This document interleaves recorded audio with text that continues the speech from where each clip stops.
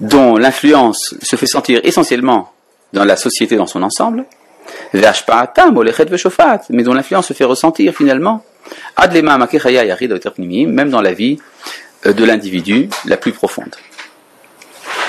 Voilà.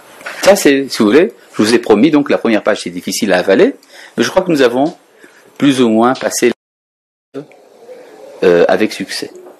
Avez-vous des questions jusqu'à présent? Parce que maintenant on va passer à une autre vitesse. Bon, ça va, hein? C'est de votre faute après si vous ne comprenez pas. Ah, Hana, qu'est-ce que je vous fais peur? Vous avez peur de poser des questions. Tant pis pour vous.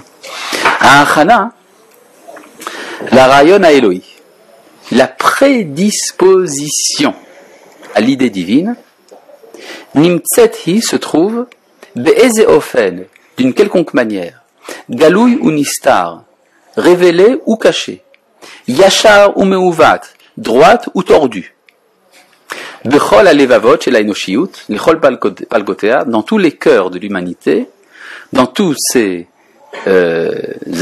affluents, Mishpechotea vegoya, ses familles et ses nations.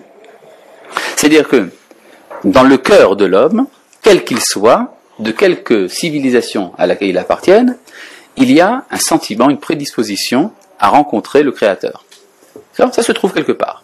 Ça prend différentes formes. Ça prend souvent des formes idolâtres, barbares, mais ça prend des formes quand même. Oui? Achana veut dire prédisposition. C'est pas préparation. Oui, étymologiquement parlant, tu as raison. Achana veut dire préparation. Mais en latin, le mot préparatio veut dire en français prédisposition. Prédisposition par le passif, alors qu'achana, préparation par l'actif. Oui, justement. C'est pour ça que j'ai fait. Oui, mais je sais d'où vient ce terme dans le vocabulaire du Moyen-Âge, et dans le vocabulaire du Moyen-Âge, nos maîtres, quand ils disaient achana, ils voulaient dire prédisposition. C'était traduit en fait d'un terme grec d'Aristote dans le traité de l'âme. Voilà. Si ça t'intéresse vraiment. Il y a tout un débat là-dessus chez le Rambam et le Ramban, qui est la traduction, le calque d'un autre débat entre Alexandre d'Aphrodisias et Thémestius, si ça t'intéresse, mais c'est vraiment pas le moment d'en parler. Bon, mais ça t'apprendra. Bon, Ha'achana la rayon à Elohi, la prédisposition à l'idée divine, Nimtseti beofeneo. Galouy Onistar se trouve d'une manière révélée ou cachée, Yachar ou Meuvat, droite ou tordue, Bechol alevavot shel haenoshiyut, dans tous les cœurs de l'humanité, Lechol palgotea, selon ses affluents, ses divisions, Mishpechotea vegoyea, ses familles et ses nations.